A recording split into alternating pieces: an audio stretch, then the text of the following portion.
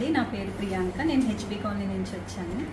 నేను ఇది చూడడం అయితే ఇన్స్టాగ్రామ్లో చూశాను. నేను జాన్ 10th మేడంకి మెసేజ్ చేశాను.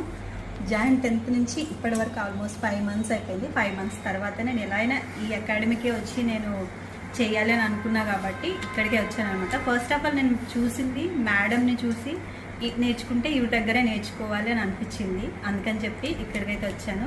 ఇక్కడికి వచ్చిన తర్వాత మేడంని చూసాక చాలా పాజిటివ్ వైబ్ వచ్చింది.